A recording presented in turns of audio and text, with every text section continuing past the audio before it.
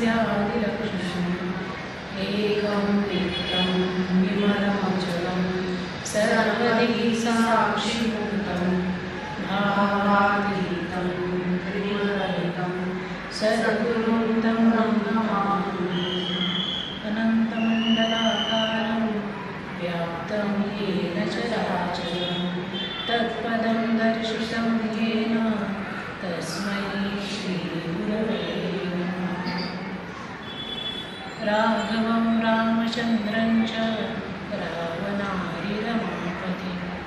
राजीवलोचनं रामं तं वन्दे रघुनन्दनम्। पूजन्तं राम रामेति मधुरं मधुराक्षरम् आरुह्य कविताशाखां वन्दे वाल्मीकिकोकिलम्।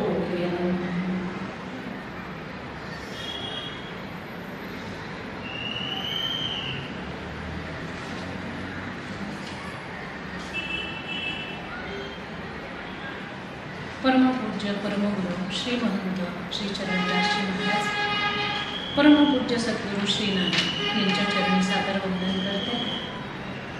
आजपासून 11 तारखेपर्यंत योग वाशिष्ठ या ग्रंथावरती मी बोलण्याचा प्रयत्न करणार आहे। हे जे 7 दिवस योग वाशिष्ठावर मी बोलणार आहे ती माझ्या परमगुरूंचं बुधवारी म्हणजे 11 तारखेला पुण्यतिथी आहे आणि त्या दिवशी मला ही सेवा त्यांच्या चरणी अर्पण करायची आहे। संस्थेमधून दरवर्षी महाराजांच्या पुण्यतिथीचा कार्यक्रम साजरा केला जातो आणि त्यांच्या पुण्यतिथीनिमित्ताने व्याख्यानमालाही आयोजित केली जाते। सुरुवातीला काही वर्ष 2 दिवस ही व्याख्यानमाला चालायची।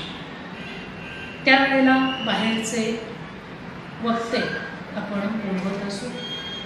त्यानंतर मात्र मला असं वाटलं की ती सेवा आपणच करावी, त्यानिमित्ताने आपलाही अभ्यास होईल आणि आपले परमगुरू आहेत त्यांच्याशी आपलं एक जिव्हाळ्याचं नातं असतं, त्यांची कृपा आहे म्हणून आपण या संप्रदायात यावर आपल्याला जे ज्ञान मिळतं आहे, जो भक्तीचा अधिकार मिळतो आहे तो त्यांच्या कृपेमुळे मिळतो आहे आणि म्हणून त्यांची सेवा आपल्याला जितकी म्हणून करता येईल तितकी आपण करावी।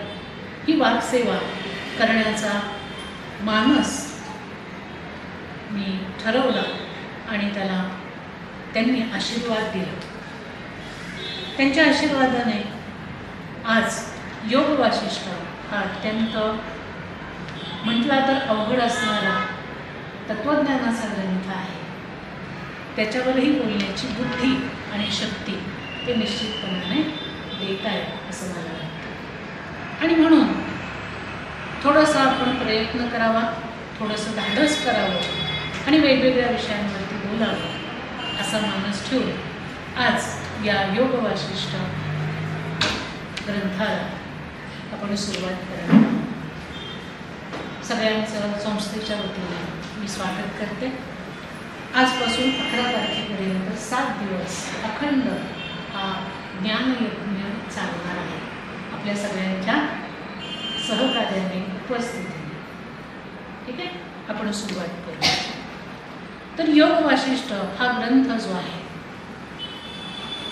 याला महारामायण, उत्तर रामायण, बृहद्योग्य वाशिष्ठ किंवा वशिष्ठ गीता अशा वेगवेगळ्या नावांनी ओळखलं जातं। योग वाशिष्ठ केवळ एक नाव त्याला नाही, त्याला उत्तर रामायण पण म्हटलं जातं, त्याला महारामायण पण म्हटलं जातं, कारण त्याची व्याप्ती ही खूप मोठी आहे। छोटंसं रामायण ते नाही, अत्यंत सविस्तर असं तत्त्वज्ञान त्याच्यामध्ये सांगितलेलं असल्यामुळे आपण जे रामायण पाहतो त्या रामायणापेक्षा दुपटीने हे उत्तर रामायण मोठं आहे, म्हणून त्याला महारामायण असं म्हटलं जातं। तसंच त्याला वशिष्ठ गीता म्हटलं जातं, कारण वशिष्ठ ऋषींनी भगवान श्रीरामांना हे तत्वज्ञान सांगितलं. जसं आपण पाहतो की महाभारताच्या निमित्ताने भगवान श्रीकृष्णांनी अर्जुनाला गीता सांगितली, तसं इकडे मात्र उलट आहे. म्हणजे तिथे भगवंतांनी अर्जुनाला गीता सांगितली, इथे वशिष्ठ ऋषींनी भगवंतांना गीता सांगितली. भगवंत निमित्त झाले वशिष्ठांचं ज्ञान व्यक्त करण्यासाठी, आणि म्हणून याला वशिष्ठ गीता, योग वाशिष्ठ असंही म्हटलं जातं. श्री वाल्मिकी ऋषींनी रामकथा वर्णन केल्यानंतर ते रामायण, जे आपण रामायण वाचतो ऐकतो, रामाचं चरित्र असणारं जे रामायण आहे, ते रामायण आपल्या भरद्वाज नावाच्या अत्यंत प्रिय अशा शिष्याला पढवलं. नुसतं ऐकवलं नाही, त्याला ते पढवलं, म्हणजे त्याला ते ऐकून त्याच्या ठिकाणी ते पक्क केलं. आणि तेच रामचरित्र त्या भरद्वाजाने एकदा मेरू पर्वतावरती भगवान ब्रह्मदेवांना ऐकवलं. रामायण कथा. या रामकथामृताने संतुष्ट झालेले भगवान ब्रह्मदेव भरद्वाजांबरोबर वाल्मिकी ऋषींच्या आश्रमात आले. त्यांनी ती रामकथा ऐकली, आणि ज्या वाल्मिकींनी ती रामकथा लिहिली त्यांना भेटण्याकरता ब्रह्मदेव स्वतः त्यांच्या आश्रमात आले आणि त्यांना म्हणाले की हे मुनीश्वर, ज्या रामायणाला तुम्ही आरंभ केला आहे त्याच्यामध्ये खंड पडू देऊ नका, ते पुढे तसंच चालू ठेवा. रामायणाचे त्यामुळे 2 भाग मानले जातात. एक रामायणाचा जो भाग आहे तो त्याच्यामध्ये भगवान श्रीरामांच्या चरित्रांचं कथन केलेलं आहे, तो आपल्याला सगळ्यांना परिचित आहे, माहिती आहे. आणि त्या रामायणाचा विशेष असा आहे की ते रामायण ऐकल्यानंतर, वाचल्यानंतर, त्याचं मनन केल्यानंतर, चिंतन केल्यानंतर आपलं चित्त शुद्ध व्हायला लागतं. रामकथा का ऐकावी, का वाचावी, तर आपलं मन, आपलं चित्त शुद्ध होण्याकरता रामकथा ऐकावी.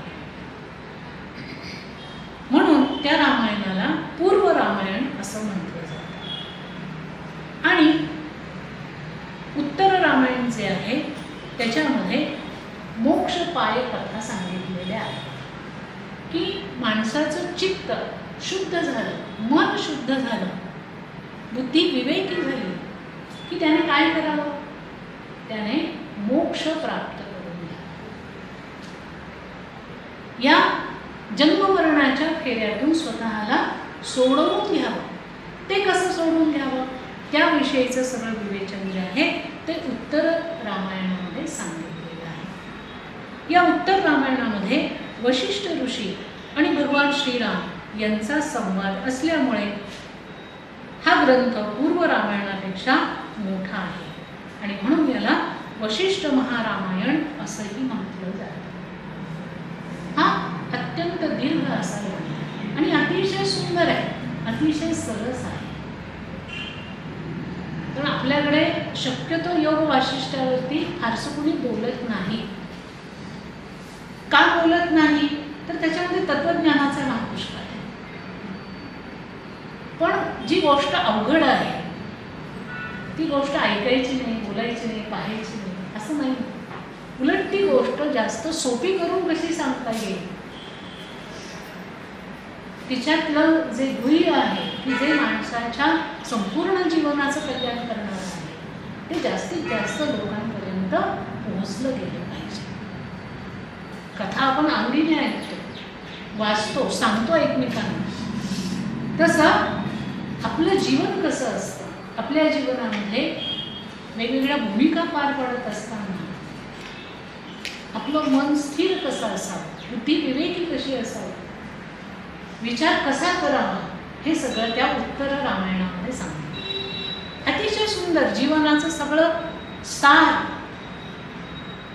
या एक योग वाशिष्ठामध्ये सांगितलेलं आहे. आणि म्हणून हा जो योग वाशिष्ठ ग्रंथ आहे याच्यामध्ये 6 प्रकरणं आहेत, फक्त 6 प्रकरणं. ठीक आहे. त्यातलं पहिलं प्रकरण वैराग्य आहे, दुसरं मुमुक्षु व्यवहार आहे, तिसरं उत्पत्ती आहे, चौथं स्थिती आहे, 5वं उपशम आहे आणि 6वं निर्वाण आहे. हा जो निर्वाण प्रकरण आहे त्या निर्वाण प्रकरणाचे पण पूर्वार्ध आणि उत्तरार्ध असे 2 भाग आहेत.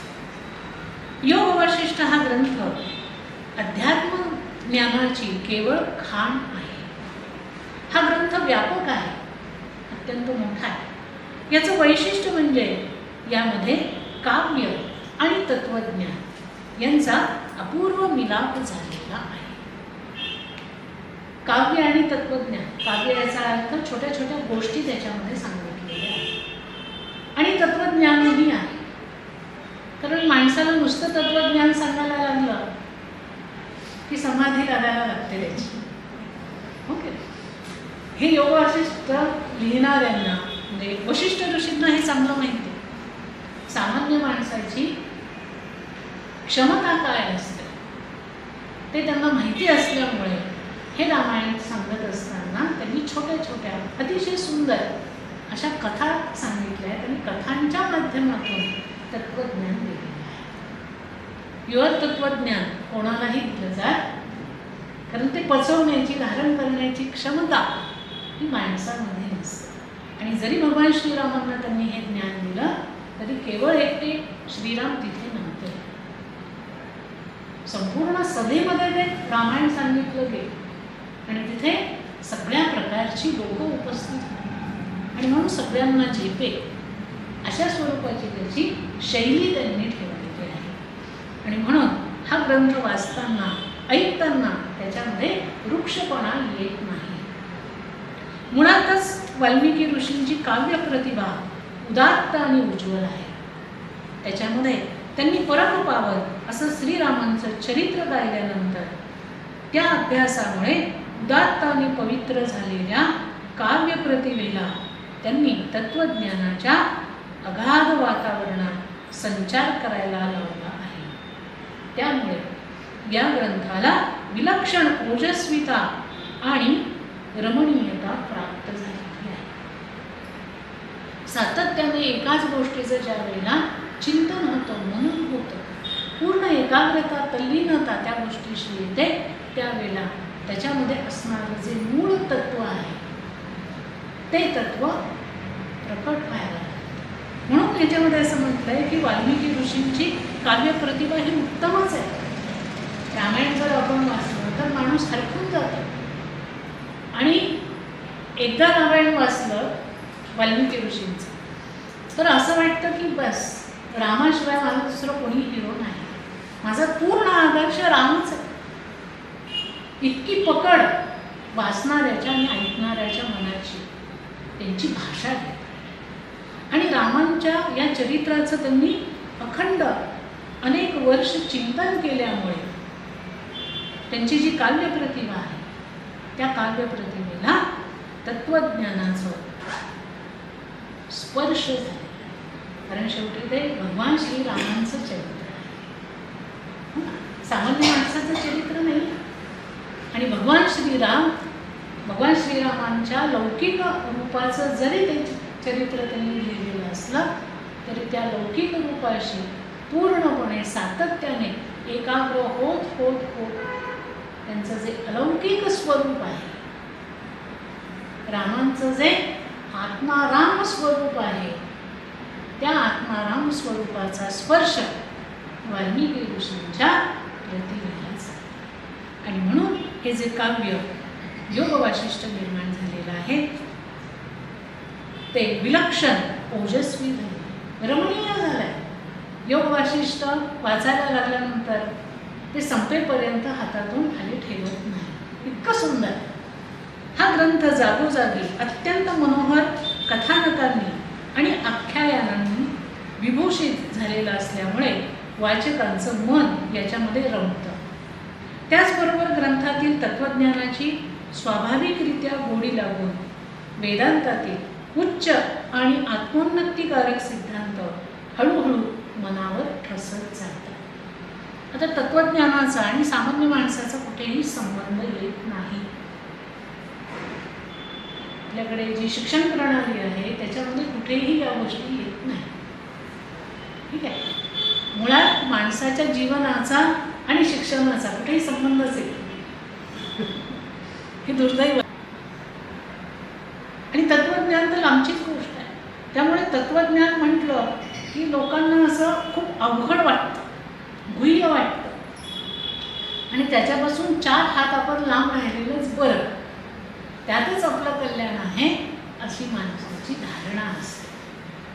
पण याच्यामध्ये जे तत्वज्ञान त्यांनी सांगितलेलं आहे ते अगदी छोट्या छोट्या गोष्टींमधून सांगितल्यामुळे त्याची सहज गोडी माणसाला लागते. खूप अवघड असं तत्वज्ञान, क्लिष्ट असं तत्वज्ञान याच्यामध्ये सांगितलेलं नाही. जे रोजच्या जीवनामध्ये आपण जगतो तेच त्यांनी तत्वज्ञानाच्या दृष्टीने उकलून सांगितले आहे. आणि म्हणून या ग्रंथामधून आपल्या तत्वज्ञानाचाही हळूहळू अभ्यास होणार आहे.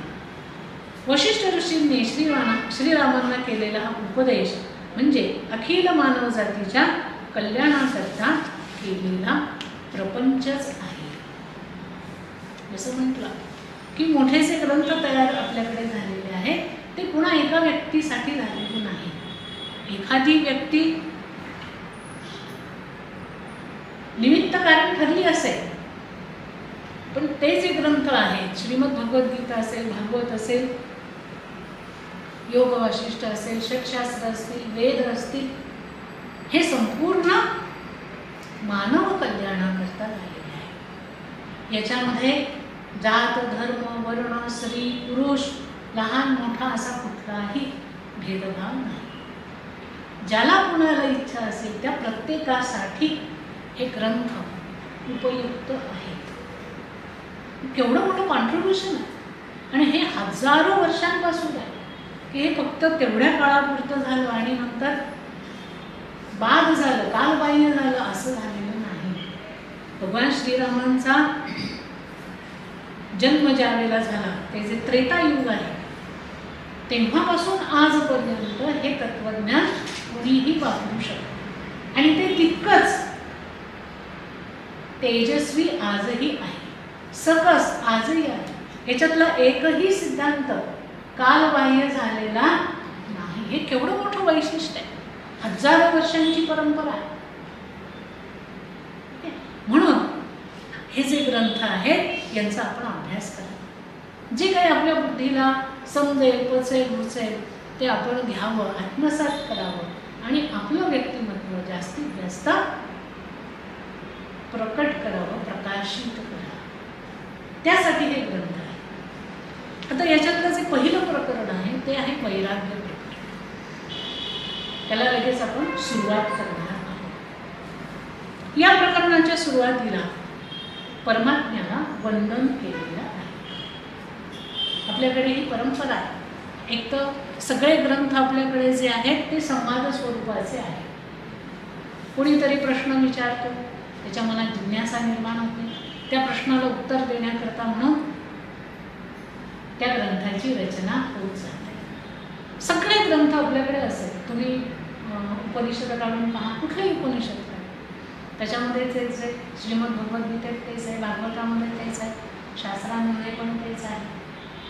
प्रत्येक ग्रंथ हे संवादात्मक स्वरूपाचे आहे. तसं या ग्रंथामध्ये सुद्धा संवाद आहे आणि ते संवाद अतिशय सुंदर पद्धतीने त्यांनी केलेले आहेत. जसं आपल्या समोर प्रत्यक्ष भगवान श्रीराम बसले आहेत, त्यांची ती राज्यसभा आहे, असं छान चित्र त्यातून उभं राहतं. तर आपण सुरुवात करूया पहिल्या प्रकरणात. या पहिल्या प्रकरणात सुरुवातीला परमात्म्याला वंदन केले.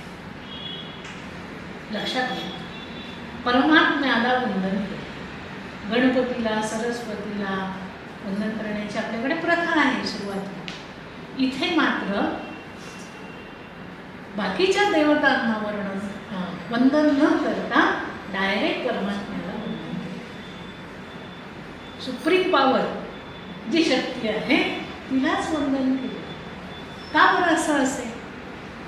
आपण शक्यतो जे ग्रंथ पाहतो त्या प्रत्येक ग्रंथामध्ये सुरुवातीला गणेशाचं स्मरण असतं, भगवती सरस्वतीचं स्मरण असतं, सद्गुरूंचं स्मरण असतं, उपास्य देवतेचं स्मरण असतं आणि मग ग्रंथांची रचना केली जाते. याच्यामध्ये त्यांनी डायरेक्ट परमात्म्याचं स्मरण केलेलं आहे. कारण ज्या काही देवता, वेगवेगळ्या देवता आपण मानतो, पाहतो, त्यांचं स्मरण करतो, पूजन करतो, त्या सगळ्या देवतांचं उत्पत्ती स्थान परमात्मा आहे. तिथूनच सगळ्या देवता, सगळ्या शक्ती निर्माण होतात.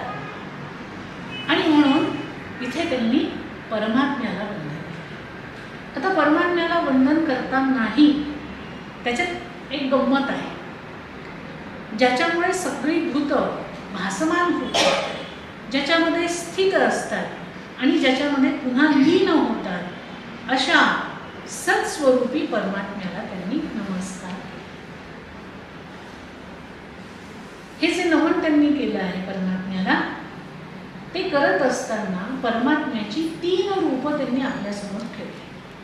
त्यातलं पहिलं रूप असं आहे की हा परमात्मा सगळ्या भूतांच्या ठिकाणी स्थित आहे. भूत मात्र याचा अर्थ काय? सगळे सजीव निर्जीव सगळ्यांच्या ठिकाणी परमात्मा ओतप्रोत भरलेला आहे. म्हणजे त्या परमात्म्यापासून सगळे निर्माण होतात, सगळ्यांमध्ये तो व्यापलेला आहे आणि पुन्हा परमात्म्यामध्ये सगळे लीन होतात. याचा अर्थ काय झाला की तो परमात्मा एकमेव सत्य आहे. तोच आदी आहे, तोच अंत आहे. हे त्याचं सत्य स्वरूप आहे. आणि बाकी सगळी सृष्टी जी आपल्याला दिसते, देहधारी जी काही सृष्टी आपल्याला दिसते, ते सगळे काय आहे? बुडबुडे आहे. ते त्याच्यातूनच निर्माण होतात आणि पुन्हा त्याच्यामध्येच विलीन होतात. म्हणून परमात्मा हा सत्य स्वरूप आहे. त्या सत्य स्वरूप परमात्म्याला पहिल्यांदा त्यांनी वंदन केलं. त्यानंतर ज्ञाता, ज्ञान आणि ज्ञेय ज्याच्या ठिकाणी आपल्याला भासतात, तो ज्ञान स्वरूप परमात्मा, त्याला त्यांनी वंदन केलं. म्हणजे परमात्मा हा ज्ञान स्वरूप असून त्याचा अनुभव आपल्याला येऊ शकतो. परमात्मा जो आहे तो ज्ञान स्वरूप आहे. ज्ञान स्वरूप आहे म्हणजे त्याला जाणता येऊ शकतं. सगळ्या प्रकारचं ज्ञान हे त्याच्या ठिकाणीच अवमुखित झालेलं असतं. त्याच्यातूनच सगळं ज्ञान हळूहळू प्रकट होत असतं. सकल ज्ञानाचा निधी तो परमात्मा परमेश्वर आहे. तो कसा आहे? ज्ञान स्वरूप. पहिलं स्वरूप सत्य स्वरूप सांगितलं, दुसरं स्वरूप ज्ञान स्वरूप सांगितलं आणि तिसरं स्वरूप आनंद स्वरूप आहे. ज्याच्या आनंदाचा बिंदू मात्रावर यच्च यावत जीव जगत आहेत, अशा त्या ब्रह्मानंद स्वरूपी परमपुरुषाला नमन. म्हणजे तो परमात्मा आनंद स्वरूप आहे. तो परमात्मा सत्य स्वरूप आहे, ज्ञान स्वरूप आहे आणि आनंद स्वरूप आहे. एकमेव परमात्मा सत्य आहे. हरिओम तत्सत असं आपण म्हणतो. हरि ओम. हरि म्हणजे हरण करणारा. कोण? ओम. ओम हाच ब्रह्मतत्व आहे ना, परमात्मतत्व ओंकार आहे आणि तेच एकमेव सत्य आहे. बाकी दुनिया येते जाते, सगळे सृष्टी निर्माण होते, सृष्टीचा लय होतो, संहार होतो, सगळं काही होतं, पण एक गोष्ट शिल्लक राहते, ती म्हणजे ते परमात्मा. आणि म्हणून त्याला सत्य म्हटले. दुसरा त्याचा अर्थ असा आहे की बरेच लोक असं म्हणतात की आमचा काही विश्वास नाही. खरंच तो आहे का? म्हणजे सत्य आहे का? ओके, तोच एकमेव सत्य आहे. त्याच्या व्यतिरिक्त दुसरं कोणीही अस्तित्वातच नाही. दुसरा तो ज्ञान स्वरूप आहे. सगळ्या प्रकारचं ज्ञान त्याच्यामध्ये आहे. त्याच्यामुळे ज्ञान होऊ शकतं. जेव्हा माणूस त्या परमात्मा स्वरूपाशी एकाग्र व्हायला लागतो, तल्लीन व्हायला लागतो, त्यावेळेला त्या व्यक्तीच्या ठिकाणी ज्ञान प्रकट व्हायला लागतं. का? कारण त्याला परमात्मा तत्वाचा स्पर्श झाला म्हणून. ऋतंबरा वाणी अशी एक संकल्पना आहे. ऋतंबरा वाणी म्हणजे काय की ज्यांच्या वाणीला प्रत्यक्ष त्या ब्रह्मतत्वाचा स्पर्श झाला अशी ती वाणी दिव्य वाणी असते. ती वाणी ज्ञानेश्वर महाराजांची आहे, एकनाथ महाराजांची आहे, तुकाराम महाराजांची आहे, गोंदवलेकर महाराजांची आहे. हे जे सगळे सत्पुरुष आपल्याला पाहायला मिळतात यांची वाणी जी अक्षर आहे, जी सातत्याने केवळ आणि केवळ आनंद आणि ज्ञान देणारी आहे, त्या वाणीला त्या परतत्वाचा स्पर्श झालेला असतो. ठीक आहे, कारण हे भगवंताचं एक रूप आहे आणि भगवंत आनंद स्वरूप आहे. भगवंतामध्ये आनंदाशिवाय दुसरं काहीही. एकदा त्याची अनुभूती माणसाने घेतली की तुकाराम महाराजांसारखी अवस्था होते. आनंदाचे रोगी आनंद तरंग, आनंदाची अंग आनंदाचे. काय सांगायचं, सगळीकडे फक्त आणि फक्त आनंदच अनुभवायला येतो आणि तो आनंद विशिष्ट काळापुरता वेळेपुरता नाही, अखंड अखंड आनंद अनुभूती येते. ओके, आपल्याला आवडणारा पदार्थ आपण खाल्ला की तेवढ्यापुरता आनंद आपल्याला होतो. आपल्याला आवडणारी गोष्ट आपण केली की तेवढ्यापुरता आनंद आपल्याला होतो. पण हा आनंद मात्र अखंड राहणार. रात्रंदिवस कितीही वेळ तुम्ही त्याच्यामध्ये मग्न राहा, तो कमी होत नाही, तो आणखीन वाढत जातो, त्याची वृद्धी होते. असा तो आनंद स्वरूप परमात्मा आहे. अशा तीन स्वरूप असणाऱ्या परमात्म्याला सुरुवातीला वंदन केलेलं आहे आणि असा तो परमात्मा ज्ञानस्वरूप, सत्यस्वरूप आणि आनंद स्वरूप परमात्मा आपल्या सगळ्यांच्या हृदयामध्ये कायम वास करतो. म्हणजे आपली गंमत कशी आहे की सगळा खजिना आपल्या जवळच आहे, पण आम्हाला माहितीच नाही की काय आहे आपल्याकडे. समजतच नाहीये काय आहे आपल्याकडे. सगळं आहे आपल्याकडे, आपल्याला बाहेर काहीही शोधण्याची आवश्यकता नाही. पण तो परमात्मा त्याच्यापर्यंत कसं जायचं हे माहिती नसल्यामुळे, ते समजत नसल्यामुळे परमात्म्यापासून आपण लांब राहतो. तर हा परमात्मा आपल्यामध्ये सामावलेला आहे, तोच परमपुरुष आहे. अशा या परमात्म्याला सुरुवातीला वंदन केले. त्यानंतर एक कथा सुरू होते. त्या कथेने आपण पुढे सुरुवात करूया. सुतीक्ष्ण नावाचा एक ब्राह्मण आहे, ज्याला ब्रह्म जिज्ञासा त्याच्या मनामध्ये निर्माण झाली की खरंच ब्रह्म काय असतं, कसं असतं, ते साध्य होतं का, साध्य करण्याकरता आपण काय करायला हवं, असे अनेक प्रश्न त्याच्या मनामध्ये निर्माण व्हायला लागतात. आणि काय होतं की एक विशिष्ट अवस्थेपर्यंत माणूस त्या प्रश्नांना थोपवू शकतो आतमध्ये. ते प्रश्न जर आणखीन वाढत गेले तर शेवटी माणसाला असं होतं की काहीतरी करून या प्रश्नांची उत्तरं आपण मिळवली पाहिजे. मग काहीतरी पुस्तकं तरी वाचूया, कोणी तज्ज्ञ व्यक्ती असतील त्यांच्याकडे जाऊन हे समजून तरी घेऊया. तशीच अवस्था या सुतीक्ष्ण ब्राह्मणाची झाली आणि तो अगस्ती ऋषींच्या आश्रमामध्ये गेला आपली ज्ञान जिज्ञासा पूर्ण करण्याकरता. अगस्ती ऋषींना भेटला, त्यांना अत्यंत विनम्रतेने त्यांनी वंदन केलं.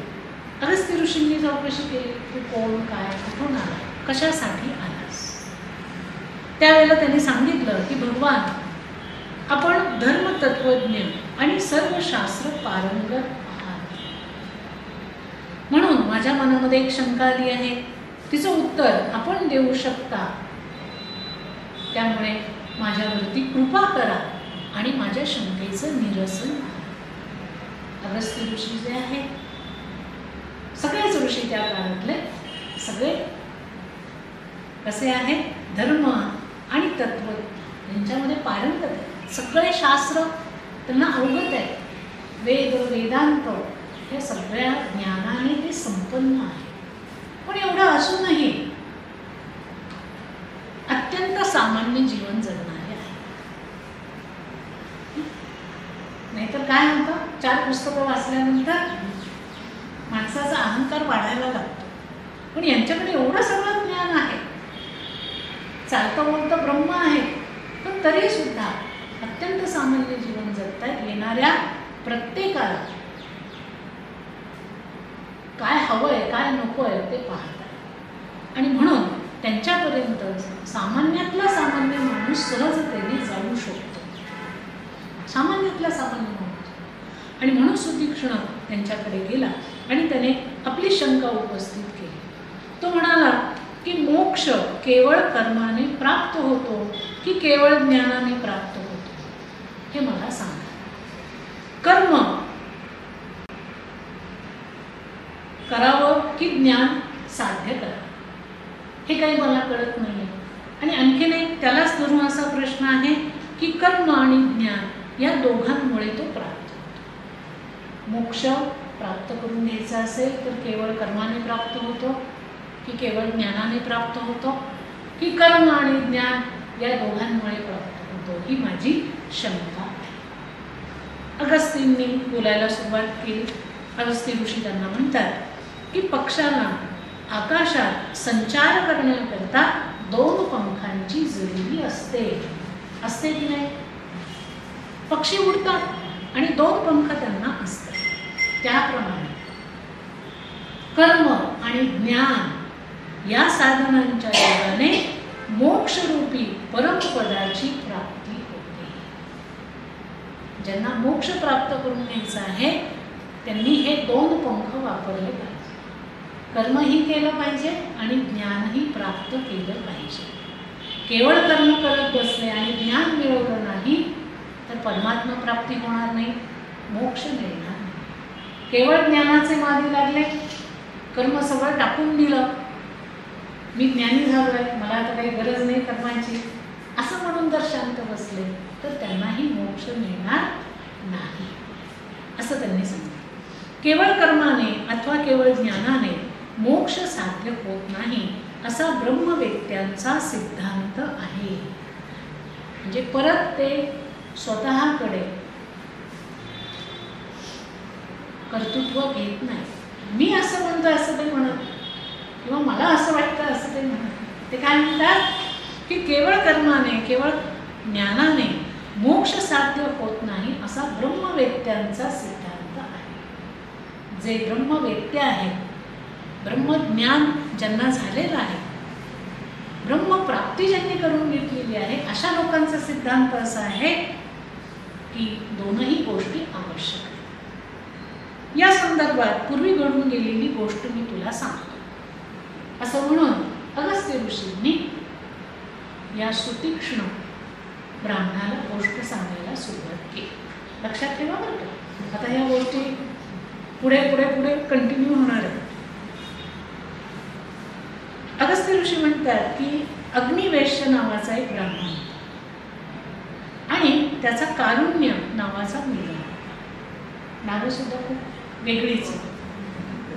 तर हा अग्निवेश्य जो आहे याला त्याच्या वडिलांना, अग्निवेश्याने आपल्या मुलाला कारुण्याला शिकण्याकरता वेद पाठशाळेमध्ये घातले. तिथे हा मुलगा उत्तम पद्धतीने वेदांगाचं सगळं ज्ञान त्याने प्राप्त केलं. अनेक वर्ष तिथे राहिला. अतिशय हुशार असणारा हा मुलगा सगळं ज्ञान प्राप्त करून आपल्या घरी परतला. परंतु कर्म आणि ज्ञान यांच्यामधील विरोधाचा योग्य परिहार न झाल्यामुळे त्याने विहित कर्माचा त्याग केला आणि तो स्वस्थ बसला की मी आता ज्ञानी झालोय, वेदांग मला अवगत झाली आहे आणि मी आता कशाला कर्म करायचं, म्हणून त्याने सगळे विहित कर्म सोडून दिले, शांत बसून राहिले. काही दिवस गेले. वडिलांना असं वाटलं की नवीनच आता घरात तो परत आलेला आहे, थोडासा रोळेल, आपलं आपलं काम करायला सुरुवात करेल. पण बरेच दिवस गेल्यानंतरही त्याची कुठली हालचाल दिसेना. मग मुलाशी ते बोलले आणि त्याला ते म्हणाले की अरे, तू विहित कर्माचा त्याग का करून दिलायस? तू जर तुझं कर्म जे आहे रोजचं विहित कर्म म्हणजे दररोजचं आपलं कर्म, तर असं जर तू केलं तर तुला स्वर्ग किंवा मोक्षाची प्राप्ती होणार नाही. माणसाने आपलं कर्म उत्तम पद्धतीने केलं पाहिजे. जे विहित कर्म आहे, जी जी भूमिका आपल्या वाटेला आलेली आहे ती भूमिका आपण नीटपणाने निभावली पाहिजे. त्याच्यामध्ये पळवाट काढता कामा नये. मला जमत नाही, मला येत नाही, मला समजत नाही तर समजून घ्या. जमत नसेल तर जमून घ्या. कारण आपल्याला कुणी एका व्यक्तीने ती जबाबदारी दिलेली नसते, ती प्रत्यक्ष परमेश्वराने आपल्याला दिलेली जबाबदारी असते. परमेश्वर स्वतः येऊन प्रत्येकाला वाटत बसणार नाही, हो ना. तर तो माणसांची योजना करतो आणि त्या पद्धतीने ते काम आपल्यापर्यंत येत असते.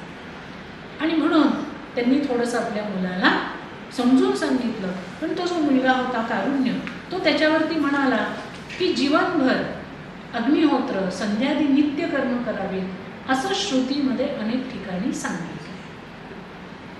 ब्राह्मणांनी काय करावं? त्या काळामध्ये प्रत्येक जण आपल्या आपल्या वर्णाप्रमाणे कर्म करत असे. ब्राह्मणांचं कर्म काय आहे? अग्निहोत्र करणं, संध्यावंदन करणं, नित्य कर्म करणं. ओके. आलेल्या अतिथीला मानाने सन्मानाने वाढवून पोटभर जेवायला देणं, दान धर्म करणं आणि लोकांना ज्ञान देणं हे ब्राह्मणांचं कर्म. पण दुसरीकडे असंही म्हटलं आहे की मोक्षाची प्राप्ती फक्त त्यागानेच होते. श्रुतीमध्ये काय म्हटलं एकीकडे की जीवनभर अग्निहोत्र संध्यादी नित्य कर्म करावीत आणि दुसरीकडे असं म्हटलंय की मोक्षाची प्राप्ती फक्त त्यागाने होते. म्हणून नेमकं काय करावं हे मला सुचत नाही. मी कर्म करू की सगळे कर्म टाकू की मला मोक्ष हवा आहे, मग मी हे संध्यावंदन वगैरे कशाला करत बसू? मला मोक्ष हवा आहे तर मी माझ्या सगळ्या कर्मांचा त्याग करावा असं मला वाटतं. मी पूर्णपणे गोंधळलेलो आहे, मला या गोष्टी सुचत नाही आहेत, समजत नाही.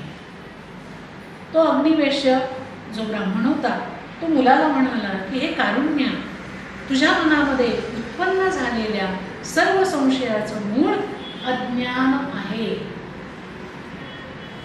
कारण हे जे ग्रंथ आहेत, वेद असू द्या, उपनिषद असू द्या, या ग्रंथांमध्ये परस्पर विरोधी वाक्य अनेक ठिकाणी येतात. परस्पर विरोधी सिद्धांत अनेक ठिकाणी येतात. पण त्याच्या मागची भूमिका समजून घ्यावी लागते. लक्षात आलं?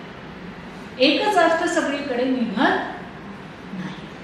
आणि तसं जर समजून घ्यायचं असेल तर त्याच्यासाठी त्याच्यामध्ये पारंगत असणाऱ्या लोकांकडूनच ते गोष्ट समजून घ्या. म्हणून शास्त्र जर समजून घ्यायचे असेल तर आपण ही शास्त्राची पुस्तकं घेऊन चालू शकतो, वाचू शकतो आणि नंतर ते सगळे चालल्यानंतर आपल्या असं लक्षात येईल की याच्यामध्ये काही अर्थच नाही, काही अर्थ नाही. का? कारण त्याच्यात काय अर्थ आहे तो आपल्या बुद्धीला कळत समजत नाही. तो अर्थ समजून घ्यायचा असेल तर ज्यांनी शास्त्रावरती निश्चित असा अभ्यास केलाय, चिंतन केलंय, मनन केलंय, अशा व्यक्तीच्या जवळ बसूनच ते समजून घ्यायला हवं. ठीक आहे. तर तसंच त्याचं झालंय. आणि म्हणून त्याचे वडील त्याला म्हणतात की तुझ्या सगळ्या संशयाचं मूळ जे आहे ते अज्ञान आहे. तुला नीट ज्ञान झालेलं नाही. तू केवळ शब्द ज्ञान घेतलेलं आहे. शब्द ज्ञानाच्या पलीकडे जे आंतरिक ज्ञान असतं ते मात्र तू मिळवलेलं नाही. आणि ते नाहीसं करण्याकरता मी तुला आता एक कथा सांगतो. आता आणखी पुढची कथा सुरू झाली. ती आई तिचं मनन कर आणि नंतर तुला वाटेल तसं तू वाग असं ते म्हणाले. त्यांनी सांगितलं, त्यांनी कथा सांगायला सुरुवात केली की एक सुरुची नावाची लावण्य संपन्न अप्सरा हिमालय पर्वतावरती राहत होती आणि तिथून जवळच भागीरथी नदी वाहत होती. अतिशय रम्य असं वातावरण त्या ठिकाणी होतं. एकदा इंद्राचा एक दूत अंतरिक्षातून जाताना तिने पाहिला आणि ती त्याला म्हणाली की तू कुठून आलास आणि कुठे चाललास ते मला सांग. तो देवदूत तिला म्हणाला की अरिष्टनेमी नावाचा एक अतिशय वैराग्य संपन्न आणि धर्मात्मा राजर्षी असून त्याच्या मनामध्ये प्रपंचाबद्दल वैराग्य निर्माण झालं आणि त्याने आपलं सगळं राज्य आपल्या मुलाच्या स्वाधीन केलं आणि तो वनामध्ये निघून गेला. तो देवदूत अरिष्टनेमी राजाची गोष्ट त्या अप्सरेला सांगतो. तो राजा गंधमादन पर्वतावरती तपश्चर्या करत आहे. त्याच्याकडे जाऊन जे स्वामी कार्य मला करायचं होतं ते करून तिथे घडलेला सगळा वृत्तांत इंद्राला निवेदन करण्याकरता मी परत चाललेलो आहे. मला इंद्राने एक काम सांगितलं होतं की तू त्या अरिष्टनेमी राजांना भेट आणि माझं काम कर. ते काम मी केलं आहे आणि आता मी परत इंद्राकडे चालले. तर ती अप्सरा त्याला म्हणाली की तिथे काय घडलं तेही मला सांग. तो देवदूत म्हणाला की ऐक, गंधमादन पर्वतावरती अरिष्टनेमी राजा दुस्तर अशी तपश्चर्या करत असताना इंद्राने मला आज्ञा केली की तू एक काम कर, आपल्या इंद्रसभेमध्ये असणारे गंधर्व, किन्नर, सिद्ध, अप्सरा यांना घेऊन आणि विविध प्रकारची वाद्य यांनी सुशोभित असलेलं विमान घेऊन जा. अरिष्टनेमी राजाची भेट घे आणि मोठ्या आदराने सन्मानाने त्यांना विमानात बसवून स्वर्गातले भोग भोगण्याकरता इंद्रपुरीला घेऊन ये. इंद्राने सांगितल्याप्रमाणे मी विमानाची सिद्धता केली आणि गंधमादन पर्वतावरती अरिष्टनेमींच्या आश्रमात जाऊन त्यांना इंद्राची आज्ञा निवेदन केली की इंद्राने मला पाठवलंय, तुमचा सन्मान मी करतोय, तुम्हाला वंदन करतोय आणि कृपया महाराज तुम्ही विमानात बसा, आपण इंद्रपुरीला जाणार आहोत. माझं बोलणं ऐकून राजा अरिष्टनेमी म्हणाला की हे दूता, स्वर्गातील वास्तविक स्थिती काय आहे, त्या स्थितीमध्ये गुणदोष कोणते कोणते आहेत ते मला ऐकायचे आहे, ते तू सांग. तू जे उत्तर देशील त्याच्यावरनं मी स्वर्गात यायचं की नाही हे ठरवेल, असं अरिष्टनेमी राजा म्हणाला. आता कल्पना करा, आपल्याला जर विमान आलं विमानात स्वर्गात, तर आपण 1 मिनिटाचा सुद्धा विचार करणार, लगेच उडी मारून बसू त्याच्यामध्ये, हो की नाही? पण हा अरिष्टनेमी राजा जो आहे तो कसा आहे, विवेकी आहे.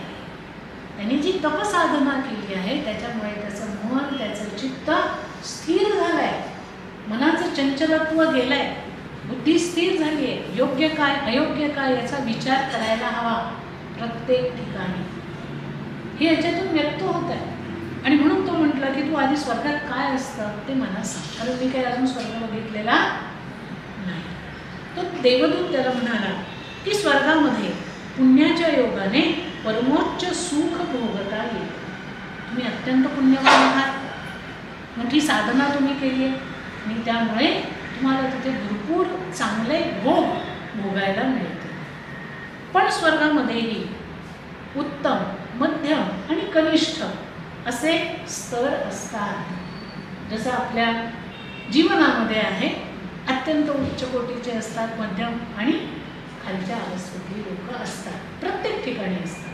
तसं स्वर्गामध्ये पण आहे. उत्तम पुण्याने उत्तम स्थिती, मध्यम पुण्याने मध्यम स्थिती आणि कनिष्ठ पुण्याने कनिष्ठ स्थिती त्या ठिकाणी गेल्यावरही प्राप्त होते. तिथे सुद्धा आपल्यापेक्षा जे लोक वरचढ आहेत त्यांच्याविषयी असहिष्णुता असते, जेलसी तिथे पण आहे. आपल्या बरोबरीचे जी लोक असतात त्यांच्याबद्दल स्पर्धा असते आणि आपल्याहून जे कनिष्ठ असतात त्यांच्याविषयी संतोष असतो. जसं इथे असतं सगळं तसंच तिथे आहे की माझ्याकडे 4 व्हीलर आहे, म्हणजे 2 व्हीलर आहे, 2 व्हीलरवाले जे आहेत त्यांच्याकडे बघताना मी ओके, त्यांच्यापेक्षा मी उत्तम, पण माझी जी 4 व्हीलर आहे ती जर जुनी असेल आणि नवीन ब्रँडची 4 व्हीलर बघितली तर मला असं वाटतं की अरे काय आहे, किती जुनी आहे हे की नाही. म्हणजे तिथे जेलसी निर्माण, हे जे आपण सातत्याने आपल्या संसारामध्ये अनुभवतो प्रत्येक क्षणाला, ते सगळं जसंच्या तसं स्वर्गामध्ये आहे. आणि म्हणून तो देवदूत पुढे म्हणतो की स्वर्गाची स्थिती चिरकाळ टिकणारी नसते. तुमच्या पुण्याचा क्षय होईपर्यंतच स्वर्गाचे दरवाजे माणसाला मोकळे असतात आणि तुमचं पुण्य संपलं की त्या माणसाला मर्त्य लोकामध्ये पुन्हा प्रवेश करावा लागतो. तुमचा विजा संपला, चल काढून देतात तिथून. तसंच आहे की तिथून लगेच ढकलून देतात, जा माणसाच्या जन्मात. आणि म्हणून स्वर्गामध्ये गुणदोष असतात. हे सगळं अरिष्टनेमी राजाने ऐकलं आणि तो देवदूताला म्हणाला की देवदूत, तू जे वर्णन केलंय ते ऐकून मला स्वर्गात जाण्याची बिलकुल इच्छा राहिली नाही. यापुढे उग्र तपश्चर्या करून मी शरीराचा त्याग करण्याचा निश्चय केला आहे. त्यामुळे तू जे विमान घेऊन आलास, सगळं काही सामान घेऊन आलास, ते सगळं घेऊन जा. मला हे काहीही नको. तुझी विनंती मी अमान्य करतो, मला माफ कर. मला ते स्वर्गात यायचं नाही. अशा रीतीने त्याचं प्रत्युत्तर ऐकून मी इंद्राकडे गेलो. इंद्रांना घडलेली सगळी हकीकत घटना सविस्तर सांगितली. ती ऐकल्यानंतर इंद्रांना फार आश्चर्य वाटलं की अशी सुद्धा माणसं असतात की जे स्वर्गसुख नाकारतात. अशी सुद्धा माणसं आहेत भूतलावरती. आणि इंद्र म्हणाला की हे दूता, तू एक काम कर, तू पुन्हा त्या राजाकडे जा आणि त्या वैराग्य संपन्न राजाला आत्मज्ञानाचा बोध व्हावा म्हणून ब्रह्मनिष्ठ अशा वाल्मिकींच्या आश्रमात घेऊन जा. आणि वाल्मिकी ऋषींना माझा निरोप सांग की हा राजा वैराग्य संपन्न आहे, तत्वजिज्ञासू आहे, त्याला स्वर्गात राहण्याची इच्छा नाही. त्यामुळे तुम्ही त्याला तत्वज्ञानाचा उपदेश करा, म्हणजे तो त्याच्या अभ्यासाने मोक्ष प्राप्ती करून. त्या राजाला मोक्ष प्राप्ती करून घ्यायची आहे आणि केवळ तो त्याची साधना, तो त्याची तपश्चर्या करताना ते साध्य होणार नाही. त्याच्याकरता कुणीतरी मार्गदर्शक हवा आहे, कुणीतरी गुरु त्याला लागणार. आणि म्हणून उत्तम गुरु कोण आहे तर वाल्मिकी ऋषी. आणि म्हणून वाल्मिकी ऋषींकडे तू त्यांना घेऊन जा असं इंद्राने मला सांगितलं. इंद्राचं बोलणं ऐकून मी राजाकडे गेलो आणि त्यांना सगळं परत सांगितलं. ते तयार झाले वाल्मिकी ऋषींच्या आश्रमात यायला. मग वाल्मिकी ऋषींच्या आश्रमामध्ये त्यांना घेऊन गेलो आणि इंद्राचा निरोप वाल्मिकी ऋषींना सांगितला. अरिष्टनेमी राजाने वाल्मिकी ऋषींना वंदन केलं, कारण आता वाल्मिकी ऋषी अरिष्टनेमी राजाच्या गुरूंच्या भूमिकेमध्ये आले. वाल्मिकी ऋषींनी त्यांना स्वीकारलं आणि तिथे राहण्याची परवानगी दिल्यानंतर वाल्मिकी ऋषींना अरिष्टनेमी राजाने प्रश्न विचारला. राजा म्हणतो की हे भगवान, आपण धर्मतत्वज्ञ आहात, ब्रह्मनिष्ठेमध्ये अग्रेसर आहात, संसार बंधनातून मुक्त होऊन दुःखाच्या अतीत व्हावं असं मला वाटतं. आणि म्हणून मोक्षाचं स्वरूप आणि साधन यांच्या संबंधाने तुम्ही काही विवरण करा, माझ्यावरती अनुग्रह करा की तुम्ही स्वतः ब्रह्मनिष्ठ आहात, संसार बंधनातून तुम्ही मुक्त झाला आहात. आणि मला असं वाटतं की जे काही दुःख संसारामध्ये आहे त्याच्या अतीत मी जावं, त्याच्या पलीकडे मी जावं. मोक्षाचं स्वरूप नेमकं काय असतं, कसं असतं, त्यासाठी कुठल्या प्रकारचं साधन करावं लागतं हे तुम्हीच मला सांगा. त्यावरती वाल्मिकी ऋषी त्याला म्हणाले की राजा, मी तुला समग्र रामायण सांगतो, त्याच्या श्रवण मनन आणि निधिध्यासाने तू जीवनमुक्त होशील. समग्र रामायण. समग्र रामायण म्हणजे सुरुवातीचं भगवान श्रीरामांचं चरित्र आणि त्यानंतरचं उत्तर रामायण, याला योग वासिष्ठ म्हटलं जातं, तो. ह्या दोन्ही गोष्टी ऐकल्यानंतर काय होईल? 3 गोष्टी करायला सांगितल्या आहेत त्यांनी. एक, श्रवण करायचं, ऐकायचं. ऐकायचं कसं? पूर्ण एकाग्रतेने. ऐकण्याची सुद्धा कला असते. मनामध्ये त्यावेळेला कुठलाही विचार नको, संकल्प नको, विकल्प नको. मनाला त्या ठिकाणी आणून श्रवण करायचं. त्याला ऐकणं, श्रवण करणं. श्रवण केल्यानंतर काय करायचं? जाताना झटकून टाकायचं नाही, त्याचं मनन करायचं. मनन करायचं म्हणजे मनामध्ये ते स्थिर करायचं, मनात स्थिर करायचं आणि नंतर त्याचा ध्यास घ्यायचा, निधिध्यास. स्थिर केल्यानंतर ते अवगत झालं पाहिजे, आपल्यामध्ये ते मुरलं पाहिजे, आलं पाहिजे. ह्या 3 गोष्टी करायच्या असतात. ओके. श्रवण करायचं, श्रवण केलेलं मनन करायचं, मनन केलेलं निधिध्यासाने आत्मसात करायचं. असं जर तू केलंस तर तू जीवनमुक्त होशील. ठीक आहे. महर्षी वशिष्ठ आणि राम यांचा संवाद तू ऐक, म्हणजे मोक्षाला साधनीभूत असलेल्या कथाश्रवणाने तुला तत्वज्ञान होईल. वाल्मिकी ऋषी त्यांना सांगताय की मी तुला जे सांगणार आहे त्याच्यामध्ये वशिष्ठ ऋषी आणि राम यांचा जो संवाद आहे तो मोक्षाला साधनीभूत होणार आहे आणि ती कथा तू नक्की ऐक.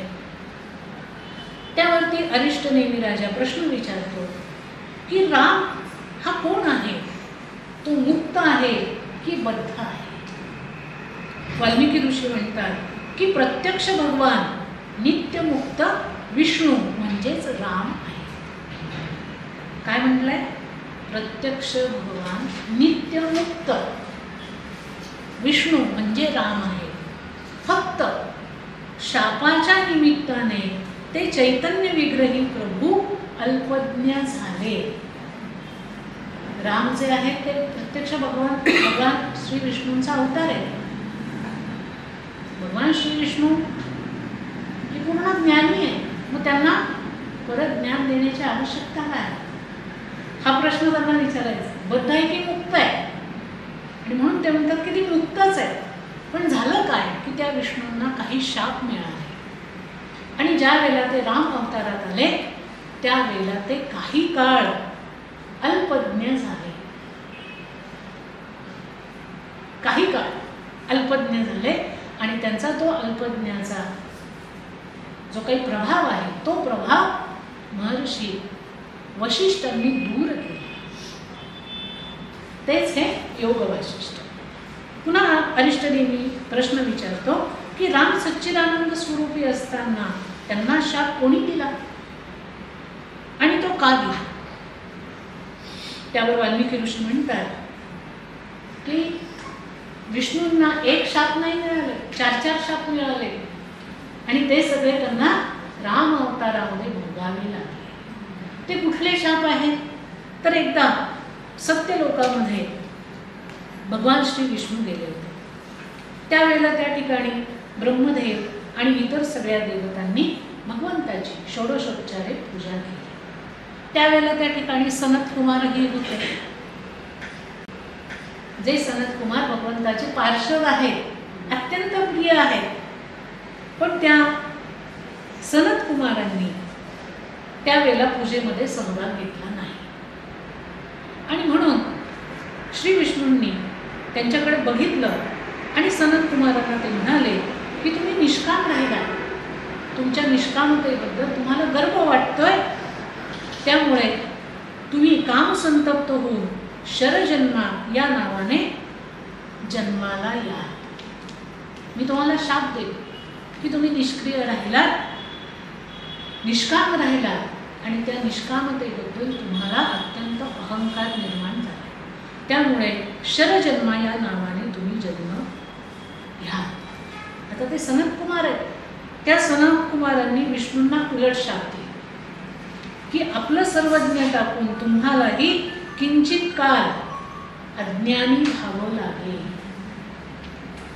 आम्ही शाप स्वीकारतो, पण आम्ही तुम्हालाही शाप देतो की तुम्ही सुद्धा काही काळ अज्ञानी होऊन राहा. हा झाला पहिला शाप. दुसरा शाप भृगु ऋषींनी त्यांना दिला. भृगु ऋषी हे शुक्राचार्यांचे वडील. एकदा देव आणि दानवांचं युद्ध झालं. देवांना इंद्र आणि विष्णूंचं सहाय्य होतं, त्यामुळे ते सतत विजय प्राप्त करत होते. आणि त्यावेळेला जे दानव होते त्या दानवांचे गुरु शुक्राचार्य हे मंत्र साधना करून महादेवांना प्रसन्न करून घेण्याकरता गेले होते. एका अज्ञातस्थळी जाऊन त्यांची साधना चालू होती. आणि जाताना त्यांनी दैत्यांना सांगितलं होतं की तुम्ही काही काळ देवांना शरण जा. एकदा मी साधना पूर्ण करून आलो की आपण देवतांवरती आक्रमण करू. त्याप्रमाणे ते सगळे दैत्य देवांना शरण गेले. पण त्या दैत्यांचं ढोंग देवांना कळल्यामुळे देवांनी दैत्यांवरती आक्रमण केले. आणि त्यावेळेला सगळे दैत्य भृगूंची पत्नी जी होती म्हणजे शुक्राचार्यांची आई, तिला ते सगळे शरण गेले. तिने आपल्या सामर्थ्याने सगळ्या देवांना निद्रिस्त करून टाकले. त्यावेळेला इंद्रदेवाच्या विनंतीवरून श्री विष्णूंनी तिच्यावरती चक्र सोडलं आणि तिचा शिरच्छेद केला.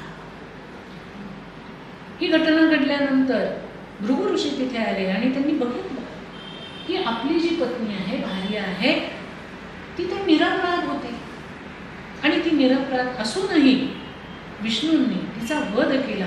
म्हणून भृगु ऋषींनी विष्णूंना शाप दिला की हे जनार्दना, माझ्या शापामुळे मृत्यूलोकी तुझे अनेक अवतार होतील आणि ह्या पापामुळे तुला गर्भवास, जन्म, दुःख भोगावं लागेल. हा दुसरा शाप. तिसरा शाप भगवान श्री विष्णूंची परमभक्त असणारी जी वृंदा आहे त्या वृंदाने त्यांना दिली. ही जी वृंद आहे ती जलंधर नावाच्या दैत्याची पत्नी होती. आणि तिच्या पातिव्रत्यामुळे तो दानव मारला जात नव्हता. आणि त्या दानवाची मजल इथपर्यंत गेली की एकदा त्याने स्वतः शंकरांचं माईक रूप घेतलं आणि पार्वतीचं हरण करण्याचा प्रयत्न केला. कारण या दैत्यांना वेगवेगळ्या प्रकारचे वरदान मिळत असत आणि त्याच्यामुळे ते पाहिजे त्या गोष्टी करायला लागत असत. तसं त्याच्या बाबतीमध्ये झालं. त्यावेळेला त्याच्या पत्नीचं पातिव्रत्य श्री विष्णूंनी भंग केलं आणि त्या दैत्याला मारून टाकलं. त्यामुळे ती जी वृंदा त्यांची भक्त होती त्या वृंदानेच भगवान विष्णूंना शाप दिला की तुमच्याही भार्येचं अपहरण होईल.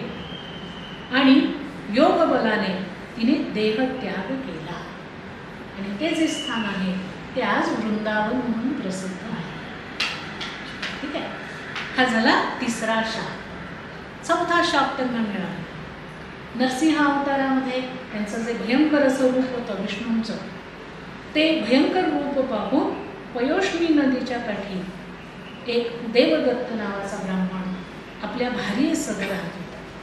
आणि त्यांचं ते भयंकर रूप पाहून त्याच्या पत्नीने प्राण सोडला. किती भयंकर रूप असेल. आपली स्त्री मृत झालेली पाहून त्या देवदत्ताने तुलाही असाच स्त्री वियोग सहन करावा लागेल असा शाप श्री विष्णूंना दिला. ठीक आहे. अशा रीतीने भृगु, सनत कुमार, वृंदा आणि देवदत्त यांच्या शापामुळे श्री विष्णूंना मनुष्य रूपाने अवतार धारण करावा लागला असं वाल्मिकी ऋषी सांगताय. कोणाला? अरिष्ट नेमी राजाला. पुढे वाल्मिकी असं म्हणतात की आत्तापर्यंत श्री विष्णूंच्या शापाविषयी तुला सांगितलं, आता तू विचारलेल्या मोक्षासंबंधी सांगतो ते तू ऐक. पुढे ते म्हणतात की मी बद्ध असून मुक्त कसा होईल अशी चिंता ज्याला लागली आहे तसेच जो अत्यंत अज्ञानी नाही आणि तत्वज्ञही नाही असा माणूस या शास्त्राचा अधिकारी आहे. हे शास्त्र कोणाकरता आहे? जे खूप ज्ञानी आहेत त्यांच्याकरता आहे का? नाही. जे पूर्ण अज्ञानी आहेत त्यांच्याकरता आहे का? नाही. जे अर्धवट स्थितीमधले आहेत ना त्यांच्याकरता. जे ज्ञानीही नाही, पूर्ण अज्ञानी नाही, जे तत्वज्ञही नाही आणि तत्वज्ञान काय हेही ज्यांना अजिबात माहिती नाही अशी जी काही मधली अवस्था असते अशी लोक या शास्त्राचे अधिकारी आहेत. जो बुद्धिमान मनुष्य पूर्व रामायणातील कथांचं अगोदर मनन करतो आणि नंतर या ग्रंथामध्ये प्रतिपादन करण्यात आलेल्या मोक्षाच्या साधनांचं चिंतन करतो तो पुन्हा जन्माला येत नाही. म्हणजे आता काय करायला लागेल आपल्याला? आधी रामायण ऐकायला लागेल, वाचावं लागेल, त्याचं मनन करावं लागेल, म्हणजे मग आपल्या मनाची एक भूमिका तयार होईल. ती जी भूमिका असेल त्या भूमिकेमुळे पुढचं हे जे तत्वज्ञान आहे ते आपल्या बुद्धीला, आपल्या मनाला धारण करता असं त्यांनी सांगितलं. पुढे वाल्मिकी असं म्हणतात की पूर्व रामायणाच्या कथा मी माझा नम्र आणि बुद्धिमान असा भारद्वाज नावाचा जो शिष्य होता त्याला दिल्या. त्याने त्या मेरू पर्वतावर ब्रह्मदेवाला ऐकवल्या.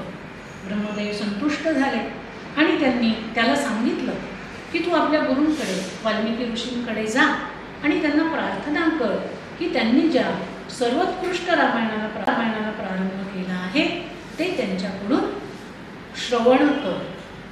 म्हणजे पहिल्यांदा भरद्वाज ऋषींना रामाचं चरित्र वाल्मिकी ऋषींनी ऐकवलं.